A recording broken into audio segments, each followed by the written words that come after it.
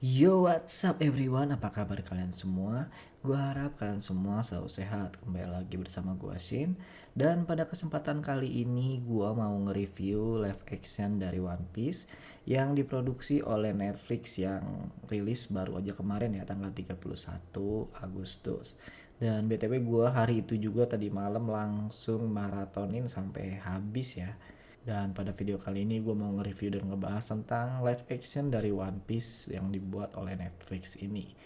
Kalau gitu kita langsung aja ke pembahasannya. Oke, kalau gitu kita masuk aja ke ceritanya. Tapi sebelum itu gue mau bilang dulu sama kalian, jangan lupa untuk klik subscribe dan juga aktifkan loncengnya biar kalian gak ketinggalan video-video gue selanjutnya. Kalau gitu kita langsung bahas aja reviewnya.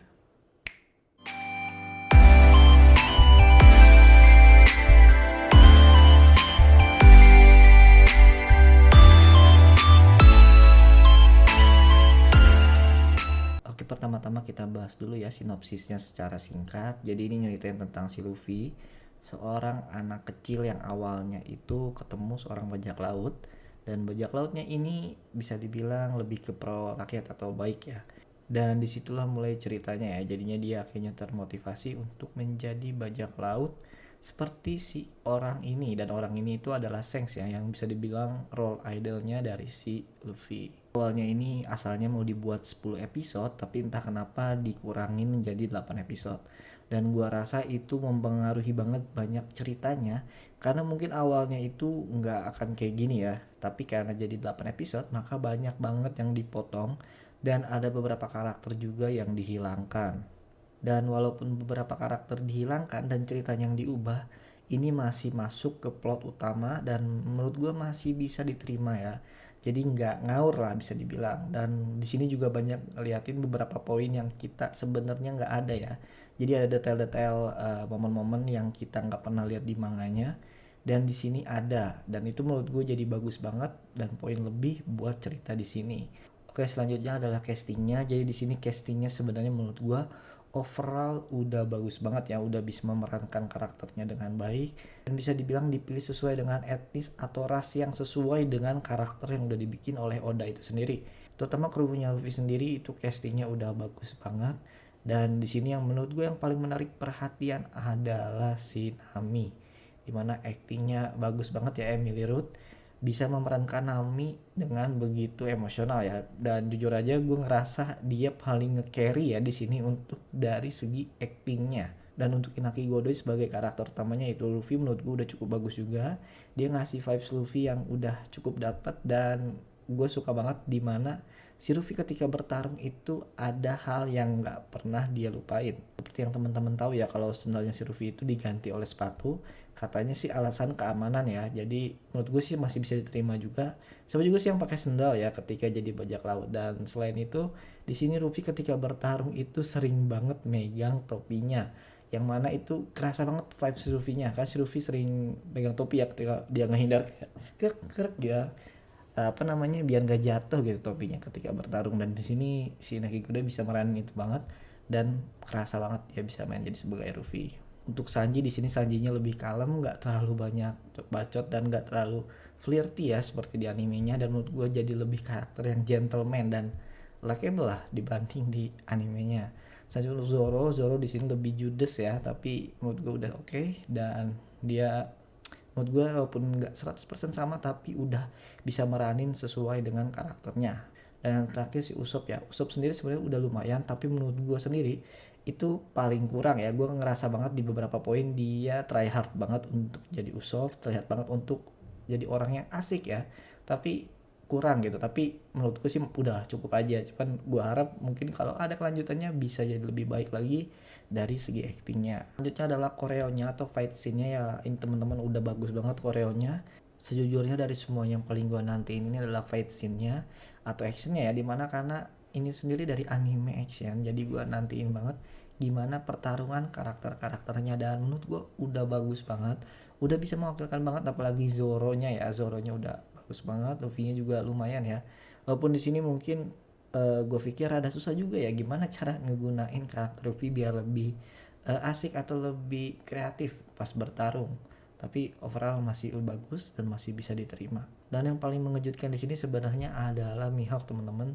Dimana di sini kita bakal ngelihat Mihawk ngeluarin kekuatannya ya. Jadi sebelum melawan si Zoro itu bakal ada scene dimana dia bertarung melawan bajak laut tertentu yang menurut gua anjir bagus banget ini. Dan itu pertarungannya udah kayak post time skip, teman-teman. Jadi udah kayak 2 tahun ke depan ya, bukan pertarungan yang biasa-biasa cuman pedang-pedang doang, tapi udah ada hembusan angin dan segala macamnya, dan itu keren banget. Selanjutnya adalah kostum dan set tempatnya, dimana ini udah bagus banget karena kita nggak ngerasa ini tuh cosplay ataupun live action ya, jadi kayak udah film biasa aja gitu, dibikin senatural mungkin, udah bisa dibilang praktikal banget, ditambah kayak kapal-kapal lautnya dan lain-lainnya itu kerasa banget, bukan kayak prop atau alat-alat buat studio. Pokoknya udah kayak bisa dipakai dan praktikal banget lah pokoknya. Ini menurut gue sih bagus banget, jadi kerasa lebih live ya, lebih bagus, dan ini buat live action ini berasa lebih nyata dan lebih bagus, teman-teman. Selanjutnya sinematografi dan CGI-nya udah bagus banget, bahkan menurut gue CGI-nya udah oke banget lah. Mungkin bisa diperbagus lagi, tapi ini udah overall udah memuaskan banget ya. Untuk serial ini udah bagus banget,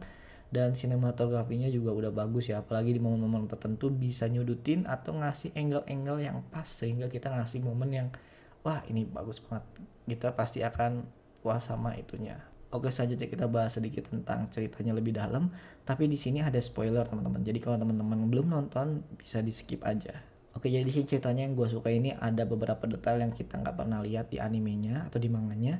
Dimana di sini dilihatin ya kalau Crocodile itu sempat mau ngerekrut si Zoro untuk menjadi anggota Barak Works. Selanjutnya lagi di sini dilihatin dengan detail ya gimana si Koby bisa jadi ketemu sama Garp, terus bisa sampai jadi muridnya, dan gimana perkembangan karakter dia dan juga hubungan antara si Koby, Helmeppo dan juga si Garp.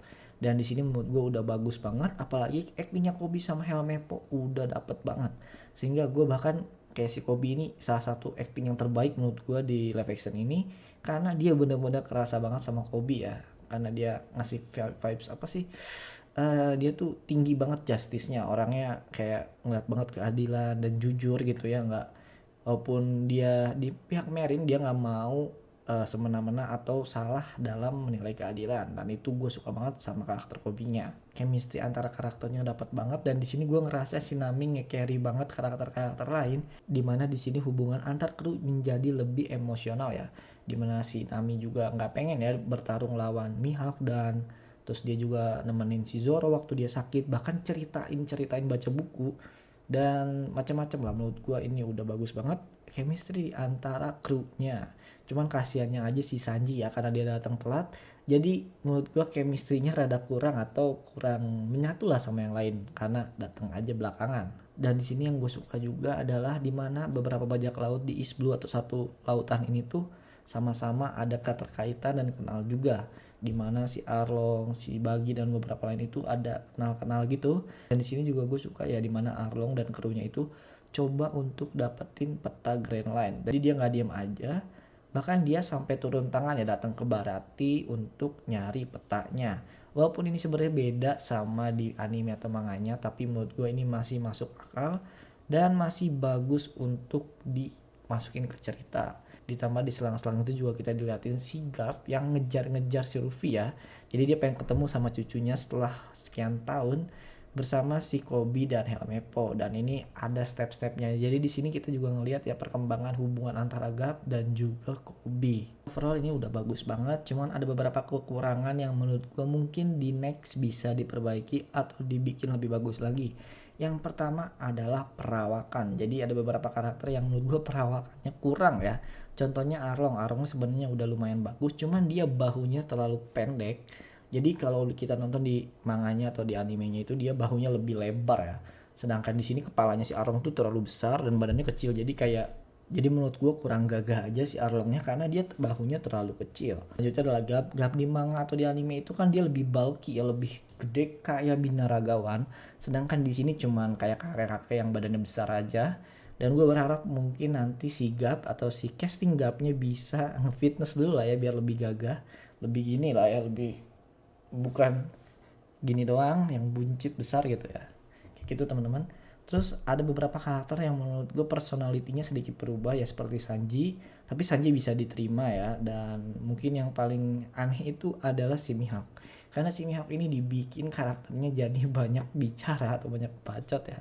Karena sebenarnya di animenya atau di manganya itu dia hampir nggak pernah ngomong banget, dan mukanya itu dia nggak ada ekspresi ya, kayak nah gitu kan kalau di manga atau animenya. Tapi di live action ini si Mihawknya terlalu bicara ya, kayak dikit-dikit ngomong, dikit-dikit ngomong, kayak banyak bacot aja. Jadi kesan cool sama dinginnya itu hilang di sini. Jadi tapi tetap keren dan masih bisa diterima lah. Cuman rada miss aja. Kalau yang terakhir gue suka live action ini adalah dimana ini lebih kerasa banget bajak lautnya dibanding anime atau manganya ya. Kerasa banget feel bajak lautnya, bahkan di awal-awal itu kayak nonton Pirates of Caribbean teman-teman. Perangnya pas serang-serang ada krunya, pas lagi ngebajak lautnya dan lain-lain, itu asik banget. Kurang lebih sampai sini dua aja review gue kali ini, dan menurut gue sih ini gue kasih 8,2 ya. Sebenarnya ini terlalu tinggi banget, tapi gue sebenarnya di atas ekspektasi banget. Jadi gue kasih nilai cukup tinggi. Ini masih punya banyak tempat atau ruang untuk lebih baik lagi. Dan semoga casting-casting dan juga perawakannya nanti bisa lebih cocok lagi kalau ada di lanjutannya, karena gue yakin bakal ada sequelnya ya, mengingat ini dapat respon yang sangat positif dari orang-orang kebanyakan. Ya tentunya pasti ada aja satu dua yang nggak suka, tapi rata-rata pasti menikmati ini. Bahkan yang non OP fans ya juga nonton dan nikmatin dan bisa enjoy. Dan oke, sampai situ menurut gue ini cukup bagus dan bisa dibilang sukses. Gimana menurut kalian? Tulis di kolom komentar.